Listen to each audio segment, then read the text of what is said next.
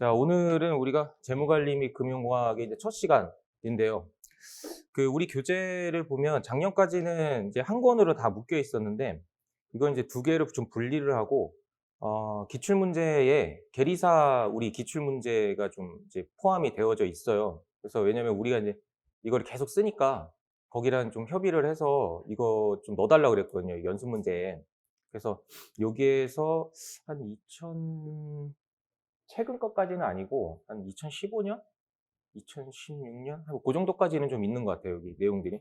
그래서 여기는 이제 CPA 문제들이랑, 그러니까 CPA 책이었어요, 원래는. 근데 이제 우리가 쓰다 보니까 한 거의 한 5년, 6년 이상 쓰다 보니까 여기에 이제 뒤에 기출 문제들이 좀 있어요.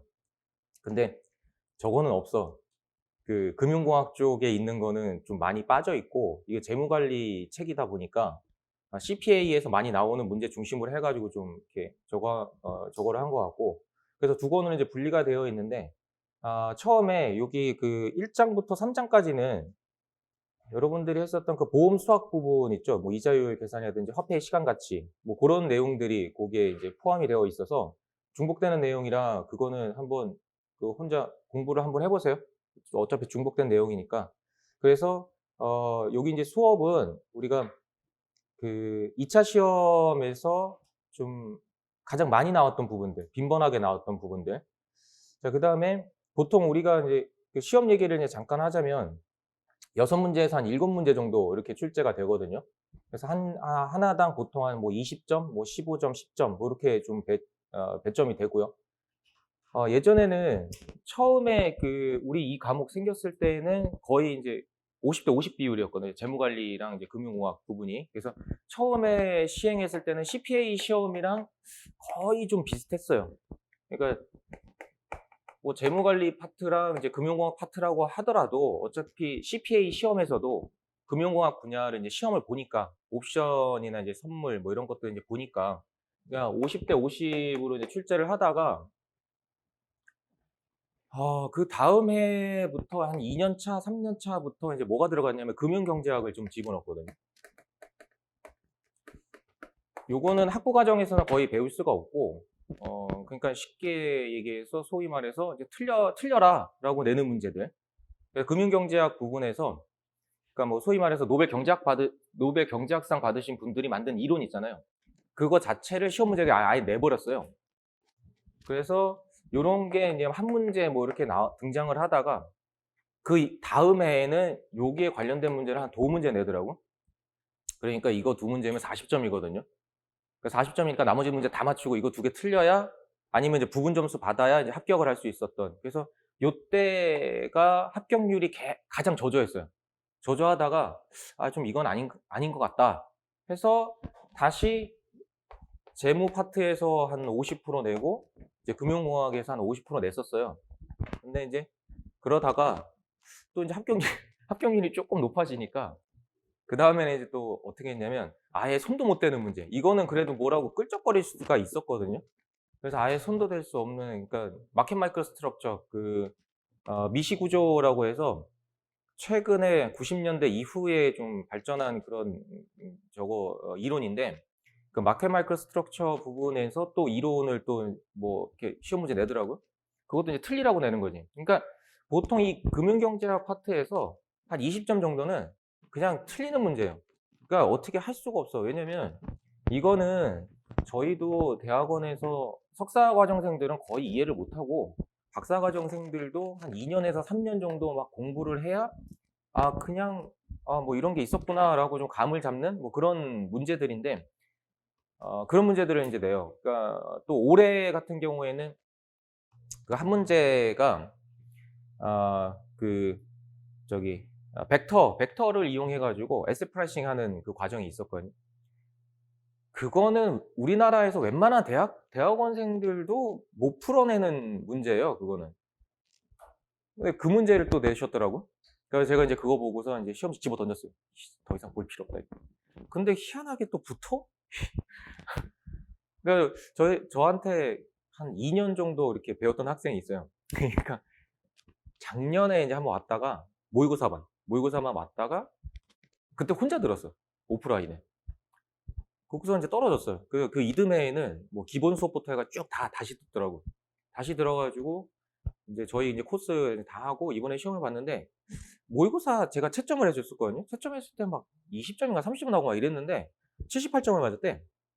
그래서 '이거 아닌데? 이거 채점 잘못한 거 아니냐.'고 제가 오히려 막 그 반문을 했었는데, 그래서 이제 부분 점수 이렇게 쪼끔 받고 인제 하다가 보니까 점수가 이제 그렇게 된 것 같아요. 그러니까 좀 알아야 되는 거는 처음에 모범 답안이라는 게 있거든요, 채점을 할 때. 그래서 나눠줘요, 그 채점자들한테. 그 모범 답안에는 뭐뭐뭐뭐가 들어가야 된다고 정확하게 써 있어. 그러면 거기에 맞춰 가지고 채점을 해요, 처음에. 그러다가 이제 합격률을 봐. 왜냐면 이 국가 자격증은 보통 합격률이 20%에서 이렇게 왔다 갔다 해야 되거든요. 그러니까 아마 공대 학생은 없지. 공대에서는 이제 기사 시험을 보잖아요. 뭐 건축 기사, 뭐 전기 기사 이런 시험을 보는데 그 합격률 보면 15%에서 25% 사이? 거의 20%에서 20%를 중심으로 해가지고 왔다 갔다. 왜냐면 공급량이 많으면 이게 사회적인 문제가 되거든요. 그런 다음에 또 공급량이 부족하면 그것도 문제가 돼요. 그러니까 이걸 맞춰줘야 된다고. 그러니까 보통 한 20%에 맞추는데 처음에 이제 채점을 하면 제가 봤을 때는 이 재무관리 및 금융공학의 그 합격률은 10% 안짝일 거야, 아마. 그래가지고 채점을 해보면 어떤 부분에서 학생들이 많이 틀렸는지 알잖아요, 이게. 그럼 다시 회의를 해. 회의를 한 다음에 채점 기준을 조금 완화해요. 그 정도만 써도 점수를 더 주자 하고선. 그래서 재채점을 해. 그래서 다시 채점을 해서 한 번 더 봐요, 그 합격률을. 그래서 뭐 한 15%나 뭐 한 25% 사이 정도가 되면 뭐 이 정도면 됐다 하고서 거기서 채점을 끝내. 근데 그렇게 하더라도 합격하는 학생들이 한 10% 정도밖에 안 된다. 그러면 다시 한번 재채점을 해요. 몇 번 문제에 대해서 거기서 조금 더 완화하자. 그러니까 제 생각에는 아마 그렇게 해가지고 그렇게 높은 점수를 받지 않았을까. 왜냐면 20점은 그냥 틀리라고 내는 문제인데 그럼 80점 남았잖아. 근데 이 학생이 어떻게 78점을 맞아? 그러니까 여기서 뭐 조금 더 부분 점수를 주자. 뭐라도 쓰면은 점수를 주자. 뭐 이런 거 있잖아요. 대학교 채점하는 거랑 똑같아. 뭐라도 쓰면은 점수를 주자. 뭐 이런 게 있거든요. 그러니까 여러분들이 이제 알아야 되는 건 뭐냐면, 특히 이제 제가 왜 전공을 이렇게 물어보냐면, 수학 전공하는 학생들은 수식으로 뭐를 다 해결하려고 그래요. 수식으로.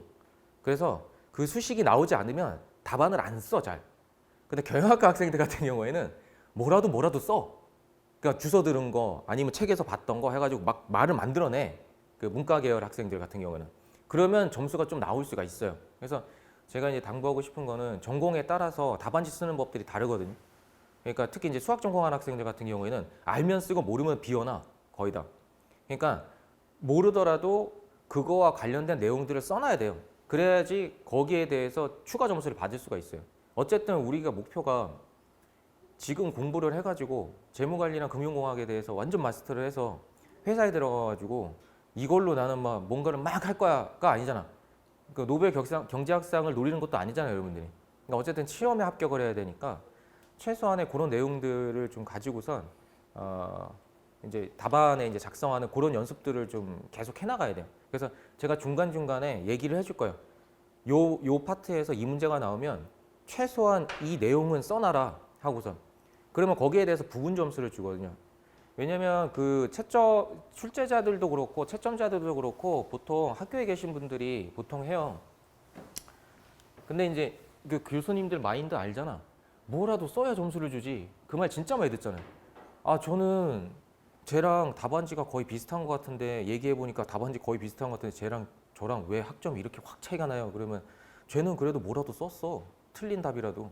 그러면 점수라도 줄 수 있어. 그러니까 학생들이 너무 시험을 잘 보면 그건 틀린 얘기를 쓰면 그냥 틀렸다고 하죠. 빵점 처리를 하는데, 학생들이 점수가 너무 안 좋으면 뭐라도 쓴 학생한테 점수를 주거든. 근데 그 뭐라도 써야 되는 게 뭘 알아야 쓸 거 아니야. 공부를 해야. 그래서 그런 부분들을 평소에 좀 이렇게 공부를 할 때 만약에 요 부분에서 이 문제가 나오면 최소한 이거라도 쓰자라고 하는 거 있잖아요. 그런 것들은 이제 자기만의 그거는 노트는 가지고 있어야 돼. 최소한 이거라도 써서 좀 설명은 해야겠다, 이런 것들. 그러니까 이 재무관리 및 금융공학은 보통 이제 수식이 좀 많이 들어가고 모형들이 이제 많이 들어가지만 그 부수적인 설명이 들어가 있느냐 안 들어가 있느냐에 따라서 부분 점수가 달라져요. 이 2차 시험 같은 경우에는. 그래서 1차 시험은 이제 객관식이다 보니까 틀리면 틀리고 이제 맞으면 맞잖아요. 근데 2차 시험은 채점자 마음이야. 이 답안지 마음에 들면 점수를 줘요. 근데 이 답안지가 마음에 들면 점수를 안 줘, 그냥. 뭐 일단 뭐 글씨들이야 뭐 여러분들이 이제 대학생이고 뭐 졸업하고 하니까 어느 정도 이게 연습이 돼서 이제 적었지만 답안지가 깨끗하지 않으면 그것도 점수를 아주 저거하게 채점해요. 아주 타이트하게 채점을 해요. 그러니까 이게 서로 대화를 하는 거잖아요. 그래서 답안지를 채점자가 아주 편하게 채점할 수 있게 답안을 작성을 하면 점수가 잘 들어가. 근데 되게 불편하게 답안지를 쓰잖아요. 그러면 어디다 뭘 어떻게 채점을 해야 되는지 모르기 때문에 놓치는 경우도 많고 그거 어디다가 하소연할까요? 뭐 소송 걸까요? 우리는 소송 해봤자 뭐 그거 통하지도 않아요. 여기는.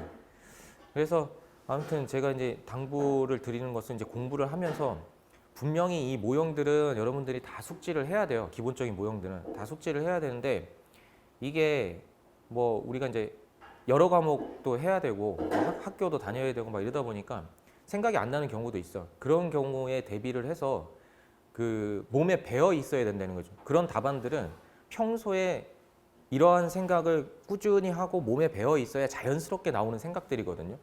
그래서 아무튼 이 첫 시간에는 보통 제가 이제 그런 위주의 설명을 좀 많이 드릴 거예요. 그러니까 재무관리나 금융공학에 대해서 기본적인 틀은 이제 뭔지에 대해서. 자, 그래서 아까 전에 지금 우리가 확실성화의 선택 이론부터 이제 시작을 하는데 요거는 우리 적어되기 전에 보험 실무라는 과목이 있었어요. 개편되기 전에 거기에서 거의 매번 출제되던 문제였는데 시험이 이제 개편되면서는 거의 안 나와요. 이 부분은. 근데 이 확실성화의 선택 이론을 우리가 왜 공부를 해야 되냐면 사실은 여러분들은 이 계리사라고 하는 직업은 확실성과 불확실성 사이에서 존재하거든요, 여러분들이.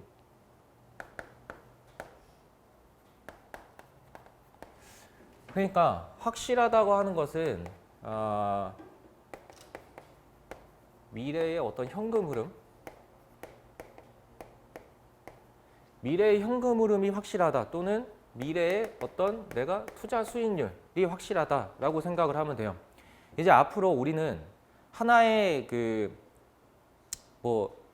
한 종류의 독립 변수, 그러니까 의사결정 변수를 얘기를 할 거고요. 그 다음에 이제 모수들을 얘기를 할 건데 그 모수에서 굉장히 중요한 모수가 이제 뭐냐면 이자율이에요. 시장 이자율. 그 시장 이자율에 따라서 뭔가 나중에 내 투자 수익률이 결정이 되거든요. 그러면 이제 수익률이라고 하는 것은 여러분들이 공부를 해봐서 1차 시험에서는 공부를 해봐서 알겠지만 어떤 불확실성에 대한 수익률이 존재를 하고 확실한 수익률이 존재하거든요. 그거를 이제 우리 이제 재무에서는 채권에 대한 수익률과 주식에 대한 수익률로 이제 대변을 하죠. 그런 내용을. 그래서 미래의 현금 흐름 또는 이제 수익률이 확실한 경우에 대해서 우리가 얘기를 해야 되고 이게 기준이 잡혀 있으면 그 다음에 불확실성에 대해서 얘기를 할 수 있다는 거예요. 이 불확실성이라고 하는 것은 미래의 현금 흐름을 우리가 예측하기가 힘들어요. 지 마음대로 이제 만들어질 수 있거든. 지 마음대로 만들어진다는 것은 수익률이라고 하는 것은 올라갈 수도 있고 내려갈 수도 있단 말이에요. 그러니까 상승할 수도 있고 하락할 수도 있어요. 이 두 가지 경우로 우리가 생각을 해볼 수가 있는데 이 불확실성이 존재를 한다고 하는 것은 미래의 현금 흐름이나 수익률들에 대한 것이 기대가 불확실하다라고 이제 판단할 수가 있어요. 자, 그러다 보니까 이 확실성 하에서 이제 수학적인 이제 모형을 만들기 위해서 쓰는 이제 변수는 어떤 확정적인 모형이죠. 소위 우리가 알고 있는 뭐 이러한 것들을 얘기하죠. 이거는 확정적인 어떤 함수의 형태죠. x의 값이 이제 결정이 되면 a와 b라고 하는 모수에 의해서 y 값이 결정이 돼요. 이제 확정적인 어떤 모형이고 불확실성을 가지고 있다고 하는 소리는 ax 플러스 b에다가 엡실론이라고 하는 어떤 오차가 이제 발생을 하게 되죠. 이러한 부분을 우리가 좀 다뤄야 되기 때문에 결과적으로 여러분들이 주구장창 이제 공부하는 게 수리통계학을 이제 공부를 하게 되죠. 그러니까 확률과 통계라고 하는 그 부분을. 자, 그래서 확실한 어떤 선택 과정, 불확실한 이제 선택 과정이 있단 말이에요. 지금 이제 선택을 한다고 하는 것이 이제 우리가 뭐를 도대체 이제 선택을 하게 되느냐의 이제 문제인데, 미시경제학이나 또는 이제 거시경제학을 이제 공부해봤던 학생들이나 아니면 대학원 과정에서 어떤 금융경제학을 이제 공부를 좀 해봤던 학생들 같은 경우에는 이 선택이라고 하는 이제 의미를 좀 이해를 하고 있을 텐데 보통 이제 처음 공부하는 학생들은 도대체 내가 뭘 선택해야 되는 거지라는 이제 그 의문점을 갖게 되거든요. 그래서 이게 선택하게 된다고 하는 것은 뭐냐면 보통 우리가 이제 C0와 C1 이렇게 이제 표시를 하는데 이 C는 consumption 즉 이제 소비의 약자예요. 소비. 그러니까 우리는 그러니까 소비자와 생산자 두 가지로 이제 경제 주체를 이제 구분할 수가 있죠. 경제 주체냐? 하여튼 생산자와 소비자로 이제 나눌 수가 있는데 그러면 투자를 한다는 것은 소비를 한다는 거거든요. 소비를 한다는 것은 산다는 거잖아요. 사고 판다는 거잖아요. 그러니까 우리는 금융시장에서 증권을 사고 판다는 거예요. 그래서 소비자의 입장에 이제 서게 되는 거죠. 그 소비자의 입장에 서게 되는데 이 제로라고 하는 것은 이제 앞으로 이제 제로는 지금 현재 시점이에요. 시점을 얘기하는데 이게 현재 시점이 되고 요 1이라고 쓴 거는 한 기간 뒤에 미래에 대해서 얘기를 해요. 이거 같은 경우는 현재와 미래 두 가지만 있는 거예요. 그러니까 그 미래가 여러 가지 형태로 시간이 쭉 배분이 된 게 아니고 이제 한 가지만 생각하자 이거죠. 현재와 한 기간 뒤의 미래. 제가 지금 기간이라고 얘기했는데 이 기간은 1년 뒤가 될 수도 있고 아니 10년 뒤가 될 수도 있고 20년 뒤가 될 수도 있어요. 그것은 이제 경제학에서는 그냥 한 기간이라고 얘기를 해요. 그 한 기간이라고 하는 건 어떻게 구분을 하냐면 뭔가 현금 흐름이 발생하는 어떤 시점을 얘기를 해요. 미래의 현금 흐름이 발생하는 시점이 뭐 2번이다. 그러면 이제 2기간이 돼요. 미래의 현금 흐름이 발생하는 시점이 3기간이 된다. 그러면 이제 기간이 이제 3기간이 이제 되는 거죠. 이런 식으로 이제 구분을 하고 그러면 선택을 하는데 무슨 선택을 하냐면 현재의 소비와 미래의 소비를 얼마큼씩 할 건지 선택을 한다 이거예요. 자, 불확실성하의 선택도 마찬가지예요. 이것도 우리가 현재의 소비와 미래의 소비를 어떻게 적어할 거냐, 선택을 할 거냐의 문제가 되는 거죠. 자, 이 선택을 한다고 하는 것은 우리가 어쨌든 정해진 소득이 주어진 소득, 주어진 부, 우리가 이제 웰스라고 하는 이 부와 인컴이라고 하는 소득도 좀 구분을 해야 되는데 이 부라고 하는 것은 보통 이제 내가 타고나는 거죠. 그러니까 쉽게 얘기해서 우리 부모님으로부터 뭐 물려받은 것, 그러니까 내가 원래 가지고 있는 것, 이 경제 상황이 벌어지기 전에 이미 갖고 있었던 어떤 뭐 재산, 뭐 이런 것들을 보통 이제 경제학에서는 부라 그래요. 소득이라고 하는 것은 어떤 기간 동안 내가 이제 뭐 일을 해서 벌어들이는 것을 이제 인컴, 소득이라고 하죠. 이거를 이 부에는 또 마찬가지로 또 두 가지로 또 구분을 해요.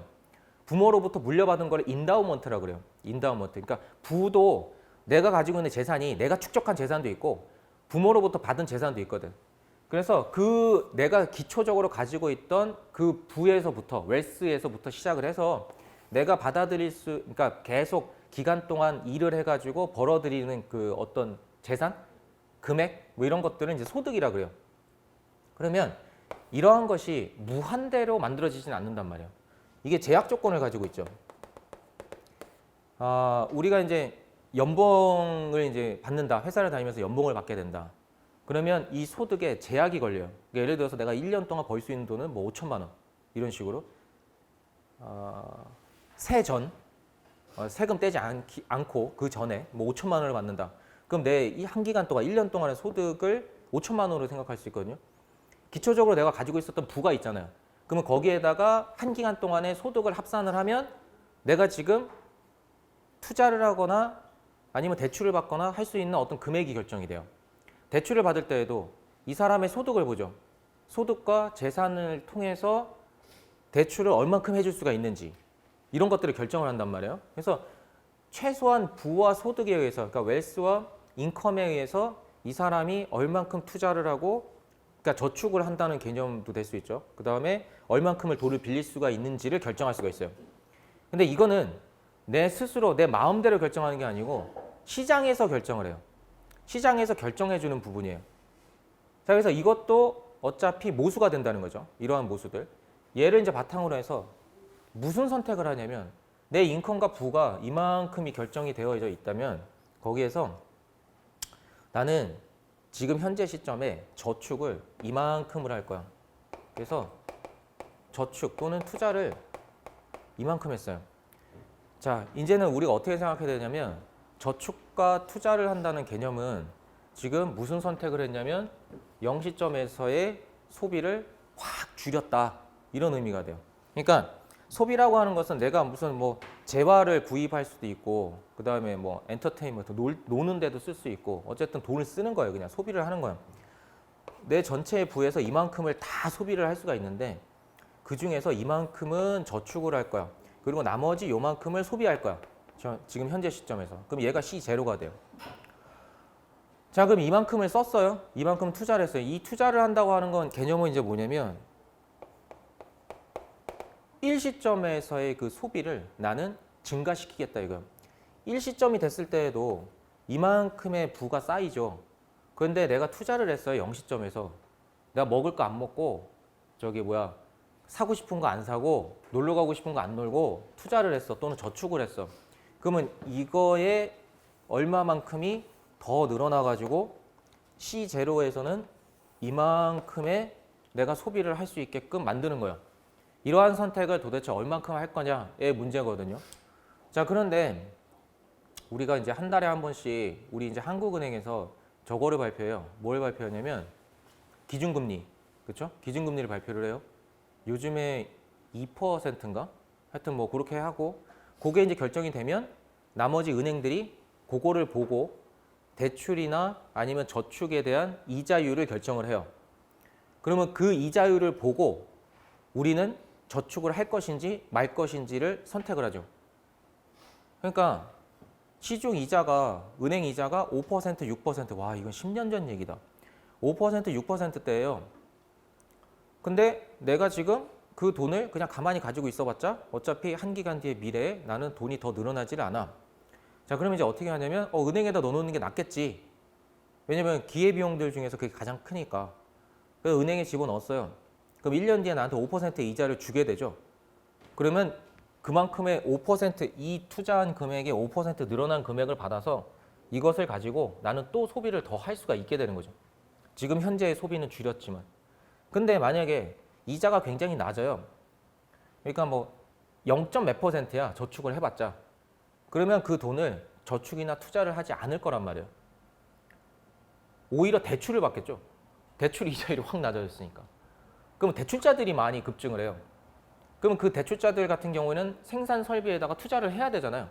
그래서 부를 그 전체적인 경제의 어떤 생산 기회 능력을 증가시켜줘야 되는데 그걸 하지 않는다면 시장 실패가 되겠죠. 안 맞으니까. 최적점이 이제 나올 수가 없으니까. 자, 그래서 일시점에서의 소비를 난 얼만큼 증가를 시키겠다. 이러한 선택을 우리가 확실성화의 선택. 불확실성화의 그 선택 같은 경우에는 얘는 지금 시장 이자율만 생각하고 있어요. 이제는 여기서는 뭘 생각해야 되냐면 위험한 자산에 대한 수익률이 이제 들어가야겠죠. 그러니까 여기서는 이 확실성화의 선택 이론은 어떤 뭐 채권과 같은 투자 수익률이 정해진 것, 약속을 하는 것들 이러한 것들이 확실성화의 선택 이론이에요. 불확실성한 그 상황에서 어떤 선택 이론은 주식과 같이 수익률이 내가 어떻게 약속을 할 수가 없어요. 시장에서 결정을 한단 말이야. 그렇죠? 그래서 주식과 같은 위험한 자산에 대한 어떤 그 선택. 내가 지금 주식에다가 투자를 할 건데 이 주식에다가 그러면 얼만큼 투자를 해야 되느냐에 이제 문제가 되는 거죠. 이때는 불확실성이 들어가기 때문에 그때의 의사결정 변수는 이제 확률 변수가 될 거예요. 그 확률 변수기 때문에 그러면 확률 분포가 존재할 거 아니야. 그러면 결과적으로 우리가 이 그러니까 수리 통계를 다룰 수밖에 없는 거예요. 이 부분에서는. 그렇죠? 자, 그래서 처음에 확실성 하에서 선택 이론을 배우고 그다음에 우리가 불확실성 하의 그 선택 이론에 대해서 이제 배우는데 그러면 시험에는 얘는 거의 안 나오고 얘가 나온단 말이야. 얘가 거의 다가 나오는데 얘는 왜 배워야 되냐면 여러분들이 해야 할 일은 이제 뭐냐면 불확실한 어떤 그 상황을 확실하게 만드는 역할을 하는 게 제가 봤을 때는 계리사야. 그러니까 그 리스크 있죠, 리스크. 리스크는 어디로부터 오냐면 확실성 하의 선택에서는 리스크가 발생하지 않아요. 불확실성 하에서의 그 선택에서 리스크가 발생해. 그 리스크라고 하는 건 수익률에 대한 리스크거든요. 우리는 보통 그냥 투자를 하게 되니까 어떤 그 수익률에 대한 그 리스크가 이제 발생을 했어. 그러면 계리사는 상품 개발이 하나의 그 업무잖아요. 보험 그 상품 개발하는 것이 또는 그 보험회사의 그 재무 관리, 그러니까 리스크 관리도 이제 하게 되는데 그 리스크가 발생하는 거를 최소한도로 어떤 확실성화의 선택을 할 수 있게끔 고객에게 어떤 서비스를 제공하는 그러한 그 중심에 있게 되는 거죠. 그러니까 재무 이론에서 보자면 계리사는 위험한 것을 쉽게 얘기해서 해지를 해서 확실하게 만들어주는 거예요. 그래서 제가 지금 해지라는 표현을 썼잖아요. 해지라고 하는 것은 여기 이제 보면 이 목표 수익률이라는 게 딱 정해져 있어요. 뭐 예를 들어서 나는 어디다 투자를 했어. 약속을 하잖아요. 근데 1년 뒤에 2%의 수익률을 나한테 가져다 줘. 그럼 2%의 수익률에 맞춰서 어떤 그 계획을 세울 수가 있단 말이에요. 그 재무 관리를 말 그대로 재무 관리를 할 수 있단 말이에요. 그런데 이거 같은 경우에는 그게 불분명하단 말이야. 그러면 수익률이 불분명한 것을 수익률이 확실하게 만들어 주는 거야. 그래서 보험 상품 설명서 이렇게 보면 타임라인을 쭉 설명해 줘요. 타임라인을 몇 년 뒤에 여러분이 만기가 되는데 그때가 되면 지금 현재 뭐 공시 이자율, 뭐 최저 얼마, 뭐 최대 얼마 그 사이에 있을 때 여러분들이 만기 때 뭐 받을 수 있는 금액은 얼마, 뭐 이런 식으로. 그 다음에 유니버셜 같은 경우에는 그것을 연금으로 전환을 할 수가 있죠. 아니면 중도에 이제 빼가지고 쓸 수도 있고. 그러면 거기서 만기가 되면 이렇게 되는데 유니버셜 같은 경우는 연금으로 전환을 할 수가 있어요. 그러면 향후 만기가 되는 시점으로부터 10년 동안 여러분들이 한 달에 받을 수 있는 금액은 뭐 최저 이율과 최고 이율일 때 각각 얼마씩이야. 그래서 얘네들 10년 동안 이렇게 받을 수가 있어요. 그러면 그걸 받으면 맨 마지막에 여러분이 받게 되는 금액은 얼마 정도가 돼요? 굉장하죠? 뭐 이거지. 그러니까 내가 지금 앞으로 20년 동안 한 달에 10만 원씩 넣어가지고 20년 뒤에 만기가 되는 시점으로부터 10년 동안 나는 한 달에 예를 들어서 뭐 한 40만 원씩 받을 수 있어. 2배. 그러면 이 사람들은 무슨 선택을 한 거냐면 현재의 소비를 줄여. 20만 원 정도. 한 달에 소비를 20만 원 줄이고 미래에 40만 원씩 10년 동안 받을 수 있는 그 선택을 한 거죠. 그래서 여러분들이 이 안에 계리사의 업무가 다 들어있어, 사실은. 그리고 여러분들이 해야 할 일이 어떻게 이제 작동을 해야 되는지가 다 들어있어요. 그러니까 제가 하는 얘기가 무슨 얘기냐면 수학을 전공하는 학생도 이제 회사에 들어갔을 때 이익이 있을 거예요. 경제 경영을 전공하는 학생들도 회사에 들어가면 이익이 있어요. 그 계리사 그 보험회사에서는 한 가지 전공자들만 뽑는 건 아니거든요. 왜냐하면 다양한 전공자들을 뽑아요. 상품을 개발하고 리스크를 관리를 해야 되니까 그러니까 인문사회 분야에 관련된 저거를 전공하는 학생들 같은 경우는 경제학 지식이 그래도 수학 전공하는 학생들보다 많아. 그러니까 생각을 할 때 이러한 형태로 생각을 해줄 수가 있어. 그래서 아이디어를 내면 수학을 전공하는 학생들은 인문사회 관련 과목을 전공하는 학생들보다 수리적인 부분이 더 뛰어나거든요. 그러다 보니까 이것을 모형화시키기에 좋아요. 그러니까 같이 협업을 할 수밖에 없는 거야. 한 사람이 다 하면 좋지. 앞으로의 그 업무는 한 사람이 다 할 수 있게끔, 한두 사람이 할 수 있게끔 업무가 바뀌어질 거예요, 점점. 증권회사 요즘에 사람들 다 잘랐죠. 얼마 전부터. 왜냐면 로보 어드바이저 뭐 이런 게 생겼어. 빅데이터 분석을 해가지고 뭐 컴퓨터로 처리할 수 있는 자료를 다 보고 상품을 이제 할 수 있는. 그러다 보니까 사람을 안 뽑아. 근데 계리 업무는 그나마 다행인 게 협업을 좀 해야 돼.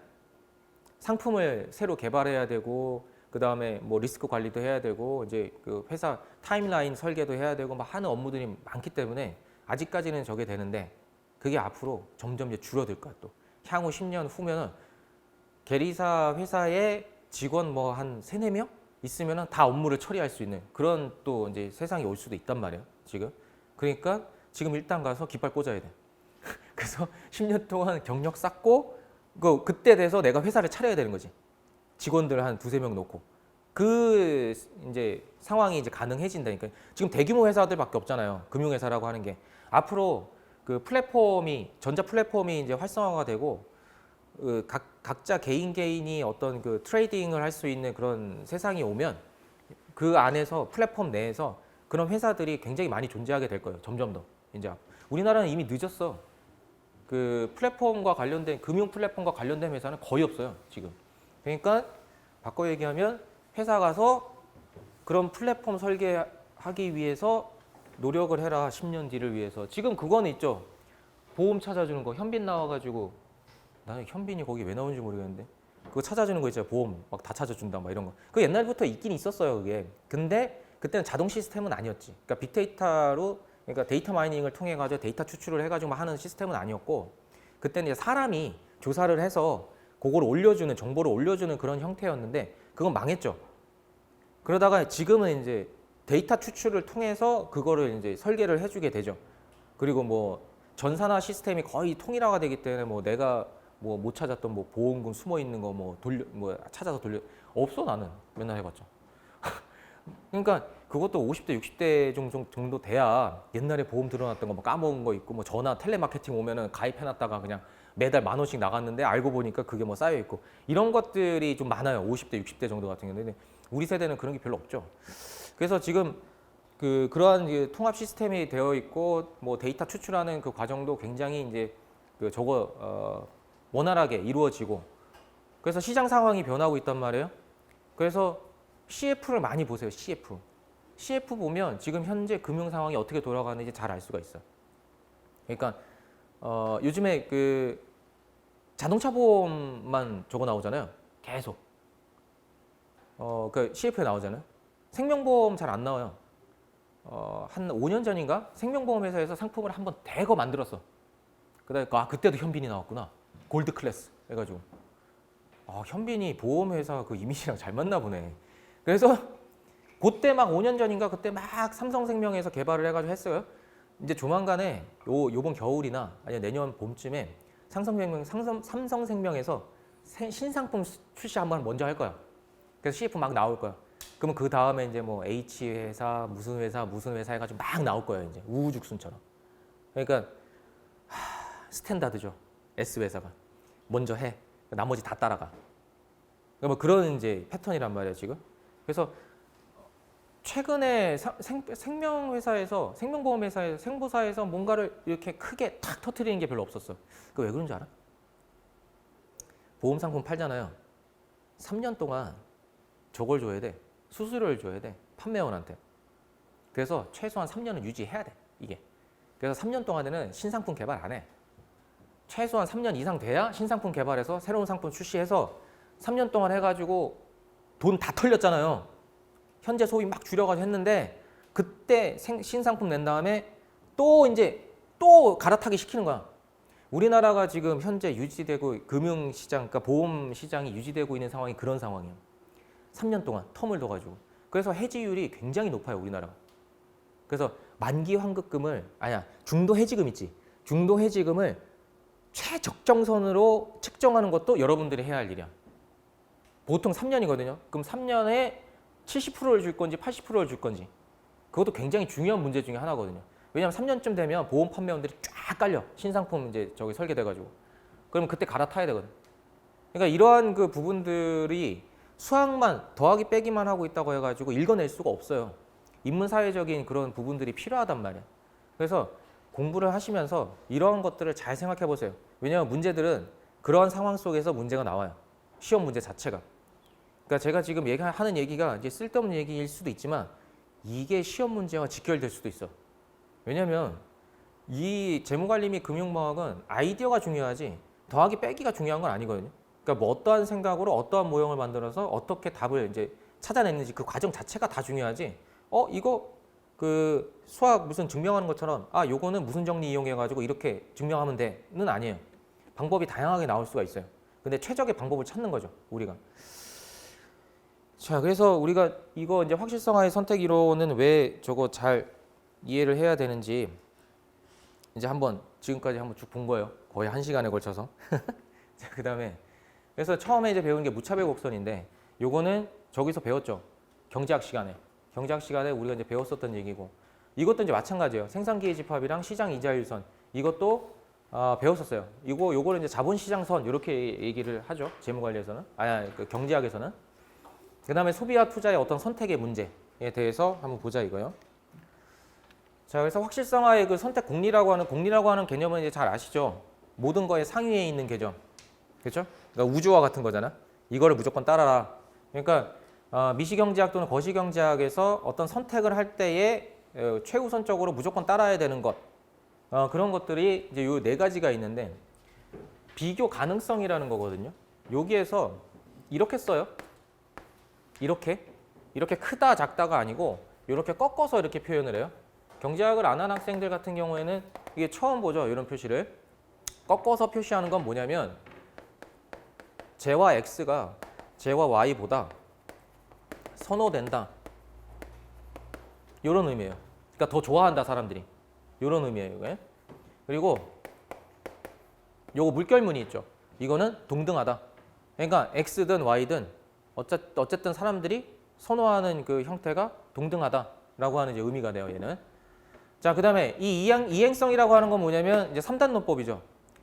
X보다 Y를 더 좋아하고 Y보다 Z를 이제 더 좋아한다면 결과적으로 X보다 Z를 더 좋아해야 된다. 이거를 무조건 만족시켜야 돼. 이게 틀어지면 이론이 성립이 안 된다는 거예요. 그러니까 예를 들어서 나는 맥주보다 소주를 좋아해. 그리고 소주보다 막걸리를 좋아해. 그러면 맥주보다 막걸리를 더 좋아하는 거야. 이게 성립되는데 갑자기 아닌데 맥주랑 막걸리랑 비교하면 나 맥주가 더 좋은데? 이러면 안 돼요. 그러니까 경제학에서는 그걸 이제 허용하지 않는다는 거죠. 그래서 3단노법이 이제 정확하게 맞아 떨어져야 되고, 그 다음에 이 불포화성을 가져야 된다는 거고요. 이 불포화성에 이제 요거 보면 그 소비 있죠, 소비와 그 다음에 유틸리티 효용이라고 하는 것은 우리가 이제 경제학 하면서 했었죠. 그러니까 이 사람의 만족도를 수치화시킨 것, 그것을 우리가 이제 그 유틸리티, 그러니까 효용이라고 했었는데, 재화를 다다익선, 경제학의 뭐 10대 원칙 중에 이건 맨큐 교수가 이제 정한 거죠. 경제학의 10대 원칙 중에서 다다익선, 많으면 많을수록 좋다라고 하는 개념이 있죠. 그 많으면 많을수록 좋다라고 하는 개념이 이 불포화성, 이 개념이에요. 그러다 보니까 소비가 증가하면 그러니까 소비의 방향과 유틸리티의 방향은 같다는 거죠. 그러니까 소비를 많이 하면 많이 할수록 사람들은 효용을 더 느낀다는 거예요. 이게 줄어들면 효용이 감소한다는 거죠. 그러니까 어쨌든 소비가 증가하게 되면 사람들은 효용을 더 증가하게 된다. 같은 방향으로 움직인다라고 하는 이제 의미가 되죠. 이런 이제 불포화성이라고 하는 것은. 그러니까 우리는 그 효용에 대해서 설명을 할 때 한계라고 하는 표현을 쓰죠. 마지널이라고 하는 표현은 얘를 가능하게 해줘요. 소비가 한 단위 증가할 때마다 유틸리티가 얼만큼 증가를 하느냐에 대한 개념이 한계 또는 마지널이라고 하는 그 개념이 되잖아요. 그러니까 절대적인 수치가 중요한 게 아니고 얘가 한 단위 증가할 때마다 효용이 얼만큼 증가하느냐 감소하느냐. 근데 얘가 한 단위 증가하면 어쨌든 유틸리티도 뭐 1보다 크게 증가할지 뭐 적게 증가할지는 모르겠지만 어쨌든 증가해. 같은 방향으로 두 개가 움직여 라고 하는 원칙을 따라야 된다는 거예요. 그러니까 다다익선이라는 거죠. 그러니까 많으면 많을수록 좋다는 거예요. 내가 이제 쓸 수 있는 돈이 많으면 많을수록 좋고 어쨌든 뭐 그런 것들을 만족을 해야 된다는 거죠. 그래서 그거를 이제 어떤 공리로서 우리가 사용을 하게 되고, 맨 마지막 이거는 뭐 이번 1차 시험에서는 안 나왔어? 한계효용 체감의 법칙? 이거 맨날 시험에 나오는 거예요. 경제학에서. 한계 생산 체감의 법칙이랑 한계 효용 체감의 법칙이랑 이거 맨날 나오잖아요. 이거. 한계 효용 체감이라고 하는 것은 돈이 많으면 많을수록 좋기는 해. 그런데 그게 이제 그 소비가 점점 크게 많이 증가할수록 그 증가하는 그 비율이 감소를 한다는 거죠. 그 증가하는 비율 자체가. 그러니까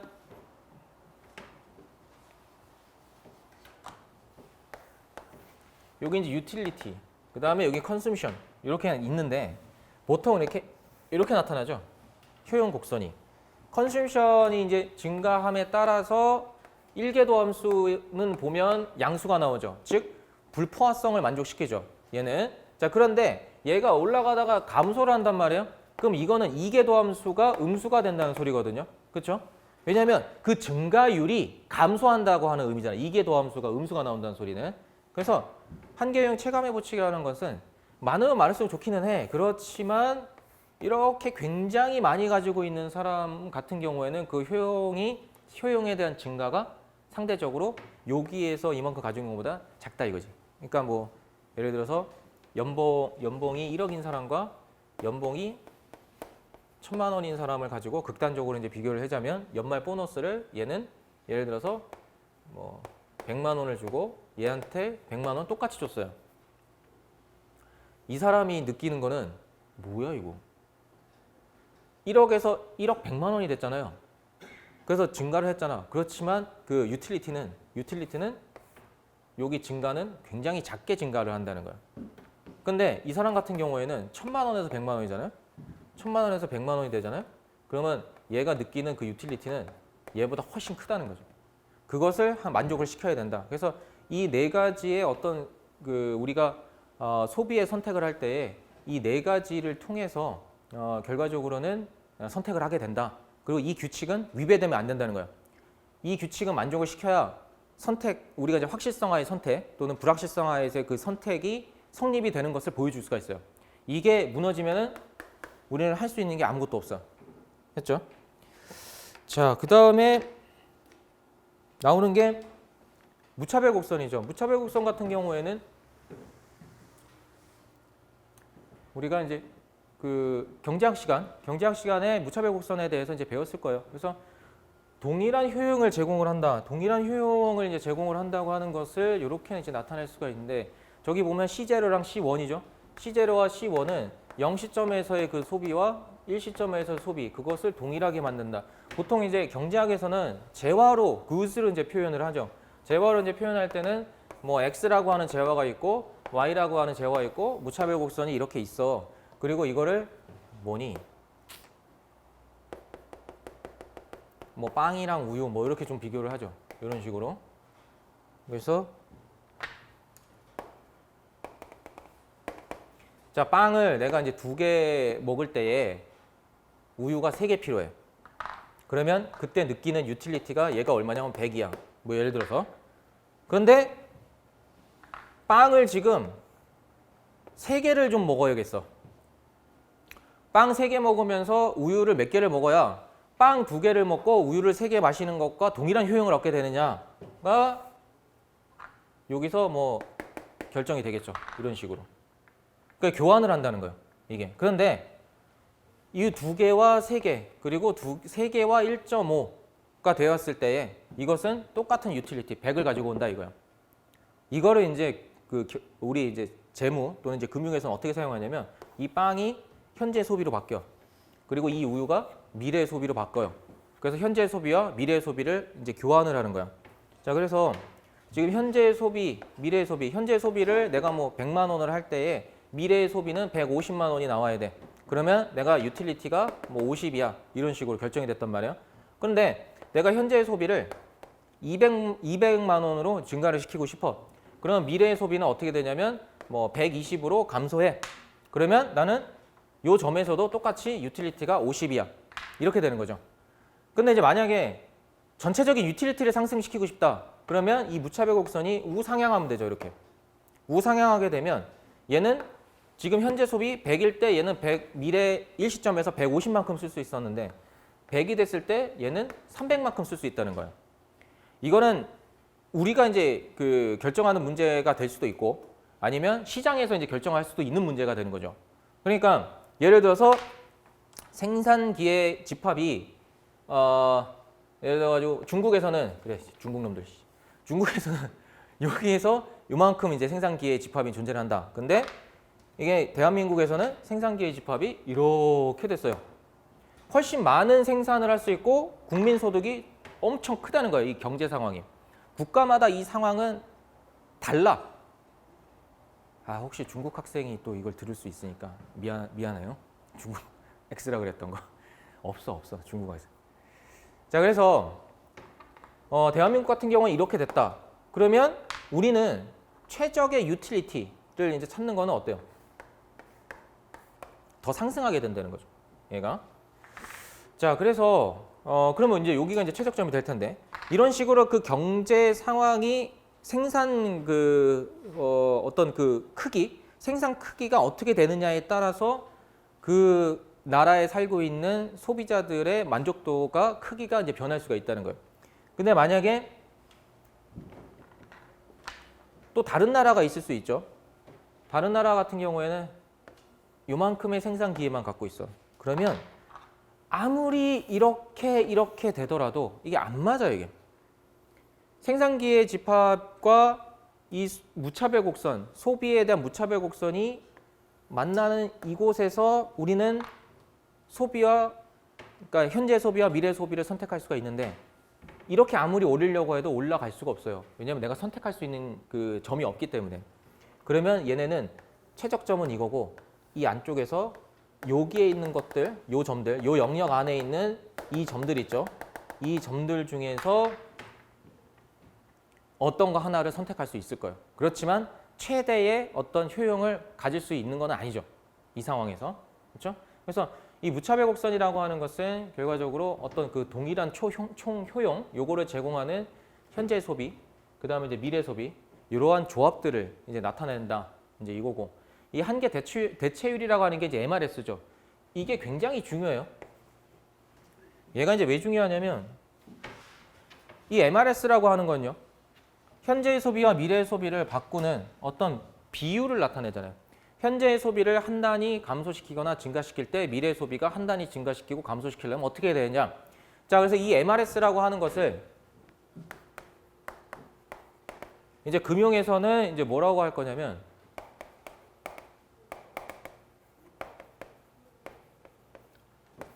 이렇게 표현을 해요. 프라이싱 커널이라고. 커널이라고 하는 의미는 뭔가 핵심이 되는 뭐 그런 의미거든요. 가격을 결정하는 어떤 핵심적인 요소다라고 해서 이 MRS를 프라이싱 커널이라고 표현을 해요. 그러니까 지금 현재 이 자산의 가치를 측정하는 핵심이 되는 것은 결과적으로 현재의 소비와 미래의 소비를 얼마만큼 어떻게 교환을 할 것이냐의 문제라는 거죠.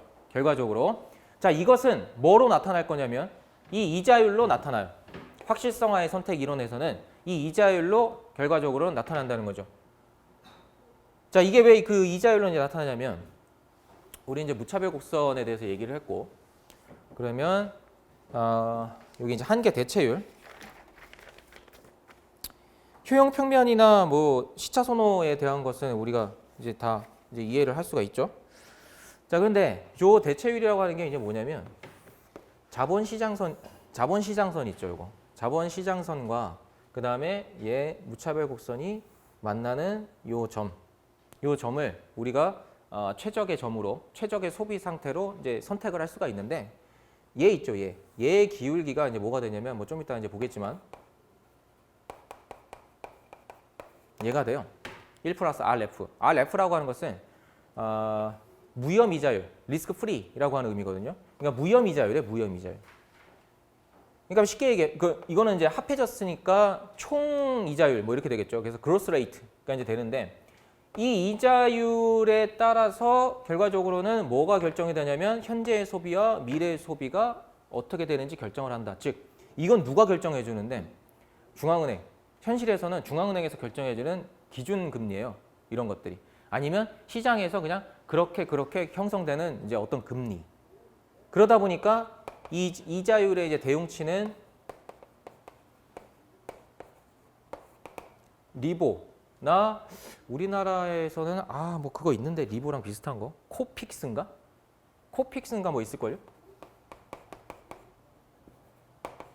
이건가? 이거 이제 뭐냐면 은행들 간에 서로 이제 돈 빌리고 이제 갚고 하잖아요. 그러니까 돈 빌릴 때 그때 이자율이에요, 이게. 런던 은행 간에 그 돈 서로 주고받고 이제 빌리고 막 할 때에 그때 이자율이거든요. 그러면 이제 그것은 굉장히 안전한 무위험한 이자율로 보는 거예요.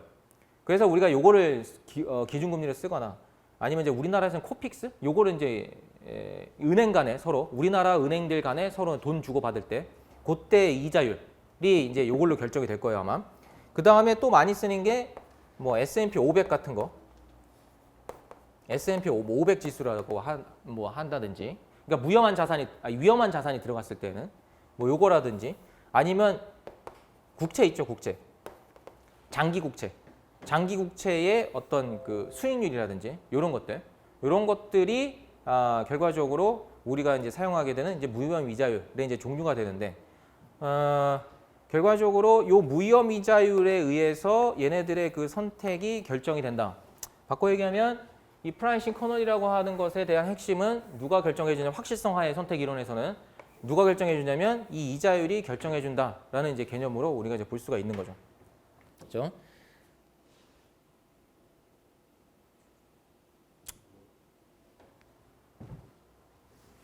자, 그다음에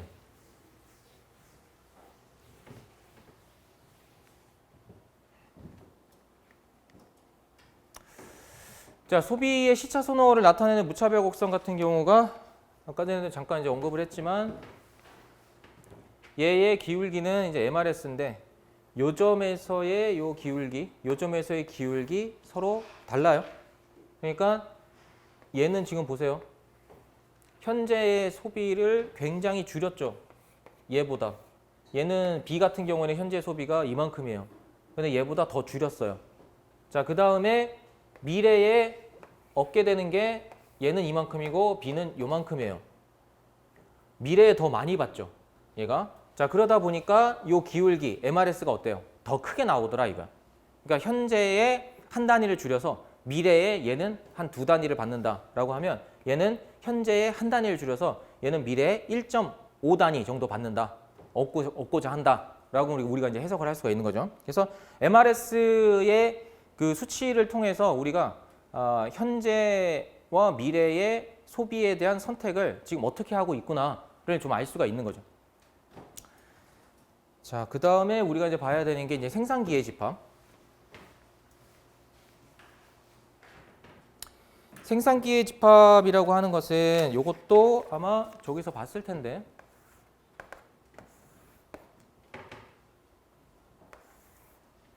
현재의 소비와 그 다음에 미래의 소비.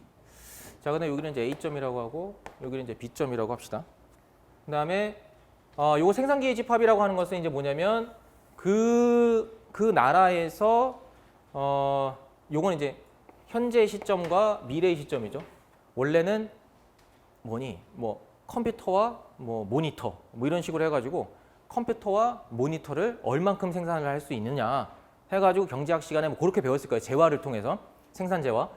근데 0시점에서 소비와 미래 시점에서의 그 소비를 생산할 수 있는 시장 있죠. 생산할 수 있는 시장. 그 생산할 수 있는 시장이 이제 뭐냐면 이게 어차피 어떤 기업을 얘기하잖아요. 우리가 이 기업에다가 투자를 한다 이렇게 생각하면 돼요. 기업에다가. 이 어떤 재화를 생산하는 생산 시장에 참여가 있는 이 기업에 대한 어떤 투자. 그 투자를 현재 얼만큼 이제 해가지고 미래에 이 기업에서 뭔가가 나오잖아요. 생산을 해서 팔아가지고 영업이익이 발생을 했잖아. 그럼 그것으로부터 나는 얼마를 받을 거냐.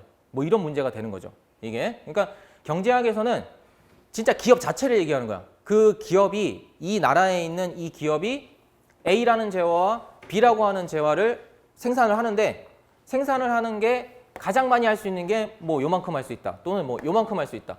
요만큼 할 수 있다. 뭐 이런 거거든요, 지금. 그러면 이렇게 생산했을 때에 얘네들의 어떤 최적 상황은 이런 순서상들이 조합이 됐을 때다 이거고 이 안에 있는 모든 그 순서상들이 다 그 나라에서 생산할 수 있는 어떤 조합이 되는 거죠. 그래서 A를 뭐 예를 들어서 10개를 생산하고 B를 10개 생산하고 B를 뭐 5개 생산한다. 이런 생산 조합이 되는 거죠. 근데 그것을 우리는 이 생산 기회 집합에서 그 기업에 대한 기업이 발행하는 뭐 채권 뭐 이런 것들을 뭐 투자를 한다 안 한다 이러한 이제 개념이 되는 거예요. 우리가 예금을 한다 안 한다도 사실은 그 예금이라고 하는 그 예금 증서 뭐 이런 것들이 결과적으로 채권으로 전환이 돼서 그 채권을 통해서 이제 은행에서는 그 관리를 하거든요. 그게 현찰을 왔다 갔다 하는 게 아니고 그래서 이 생산 기회 집합이라는 것은 보세요. 총 투자액이 증가할수록 최종 투자 한 단위에 대한 어떤 투자 수익률 그러니까 투자를 하는 개념이잖아요. 그 기업에 이제 투자를 한다. 이러한 생산을 할 수 있는 어떤 투자 뭐 기업에다가 이제 투자를 한다. 그러면 그것은 나는 이제 소비로 나타나거든요. 그게 그래서 어떤 그 투자에 대한 그 한계 수익률이 점점 감소한다라고 하는 의미는 뭐 이런 의미가 되죠. 내가 만약에 이 점을 선택을 했다. 자, 그러면 이 투자에 대한 한계 수익률은 MRR 이렇게 나타난다는 거죠.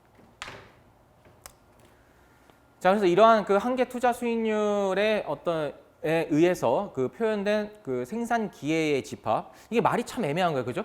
생산을 하는 거는 기업이 생산을 하는 건데 이 기업을 통해서 우리가 투자를 한다라고 하는 그 개념이 이제 생산 기회로 또 나타난단 말이에요, 이게. 그래서 그게 조금 이제 헷갈릴 수는 있어요. 그래서 우리 경제학에서 얘기했었던 그 재화를 만들어내는 것, A 재화와 B 재화를 만들어내는 것, 그것을 우리는 투자를 한다라고 생각을 하면 돼요. 투자. 그러니까 아까 전에는 소비였죠. 소비라고 하는 것은 그냥 쓰는 돈이야. 쓰는 돈이고 이거는 내가 어떤 기업이 있고 그 기업이 뭔가를 생산하고 있는데 그 기업에 대해서 투자를 한다라고 하는 개념이 되는 거야. 이거는 거꾸로 나의 입장에서 보면 됐죠? 자, 그래서 한계 변화율이라고 하는 것이 이제 뭐냐면 한계 변화율은 MRR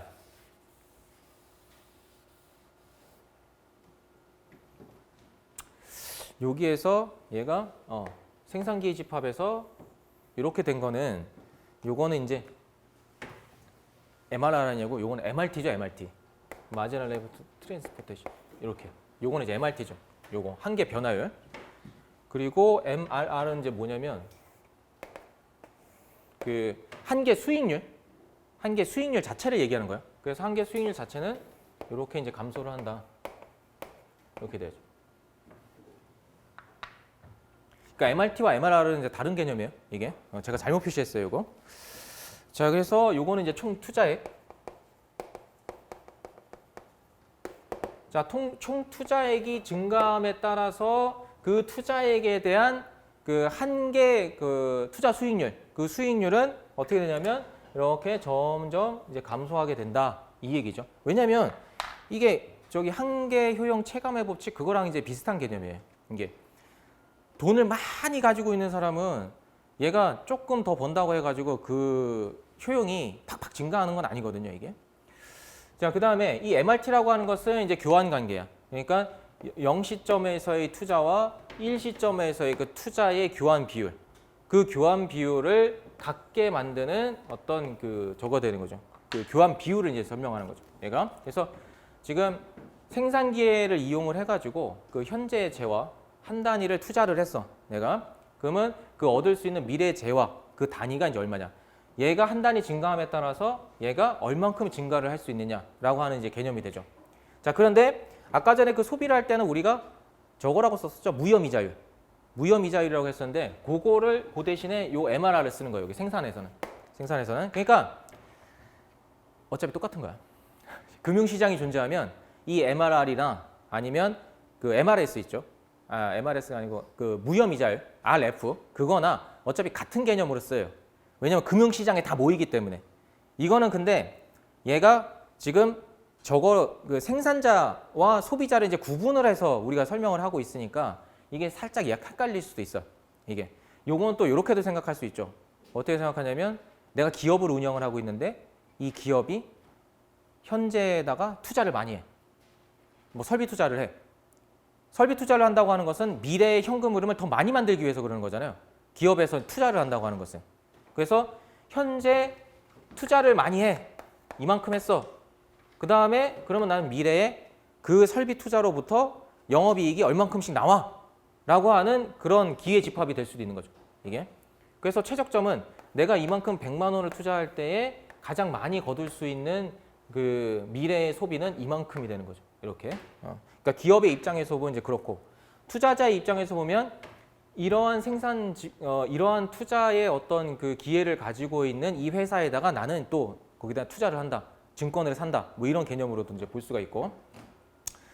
자, 그래서 여기에서도 마찬가지로 여기 1 플러스 MRR, 요게 이제 요거죠. 한계 수익률. 한계 수익률로 나타나는데 요게 이제 금융시장에서는 확실성 하에서의 이제 금융시장이 존재하는 경우에는 이게 RF, 무혐의자율로 나타날 거예요. 왜냐면 소비자가 관찰하는 거랑 생산자가 관찰하는 것은 똑같이 이제 관찰이 돼야 되기 때문에. 그렇죠? 그래서 지금은 아직까지는 이제 생산자와 소비자를 이제 구분을 해서 이제 설명을 해주고 있는 거죠.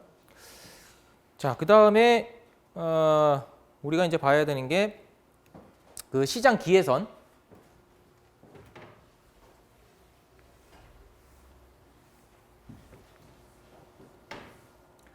자, 이 시장 기회선이라고 하는 것은 이제 보면 금융시장을 얘기를 하는 거예요. 금융시장. 요거는. 그러니까 아까 전에는 이제 소비자가 있는 존재하는 소비자에 대한 어떤 그 시장 상황, 그 다음에 생산자가 있는 시장 상황을 얘기를 하는 거고, 이거는 시장 기회선이라고 하는 것은 금융시장을 얘기를 하는 거예요. 금융시장을. 그러니까 pure exchange라고 순수 교환이라고 하는 표현이 있거든요. 순수 교환.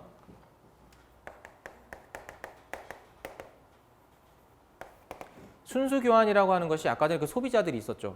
소비자들이 무차별 곡선을 만들어냈잖아. 그러면 여기 소비자들이 있어요. 자, 여기 생산자가 있어요. 둘이 만나서 시장을 만드는 거예요. 둘이 만나가지고. 둘이 만나서 교환하는 거야. 그러니까 물물 교환, 쉽게 얘기해서. 물물 교환 시대. 그래서 둘이 만나. 자, 그런데 순수 교환이 아니고 금융시장이 존재하는 시장에서의 어떤 교환 상태. 그거는 여기 소비자가 있고 생산자가 있어요. 여기에 금융시장이 존재를 해. 그러면 이렇게 된다. 금융시장을 통해서 얘네 둘이 간접적으로 교환하게 된다는 거예요. 간접적으로. 그러면 이거는 지금 왜 이런 것들을 하게 되냐면 여러분들이 근무를 해야 되는 곳이 금융시장이란 말이야. 금융시장이 왜 필요하냐를 설명을 해주는 거지. 금융시장이 도대체 왜 필요한 건가. 아니 물물교환 이제 시장이 비효율적이고 금융시장이 존재했을 때 효율성이 증가하게 된다. 순수교환 때는 형평성이 떨어지는데 뭐 예를 들어서 얘는 형평성이 더 상승할 수 있다. 경제학은 효율성과 형평성의 문제잖아요. 효율성이 증가하면 형평성은 떨어지고 효율성이 떨어지면 형평성은 증가한단 말이야. 그런 트레이드 오프의 관계에 있는데 그런 것들을 어떻게 이제 더 나은 방법으로 조절할 수 있느냐. 금융시장이 있을 때에는 그런 것들이 가능해진다라는 거죠. 그래서 항상 기준이 되는 순수교환 경제를 배우고 그 다음에 금융시장에 있는 금융경제를 이제 배우게 돼요. 우리가. 그래서 그 시장기회선이라고 하는 것이 예를 들어서 현재의 소득은 Y0, 그 다음에 미래의 소득 Y1을 이제 갖고 있는 어떤 개인이 있어요. 뭐 기업이 될 수도 있고. 금융시장을 이용해서 얘가 이제 선택을 한다는 거죠. 금융시장을 이용해서. 그것을 어떻게 나타낼 수 있냐면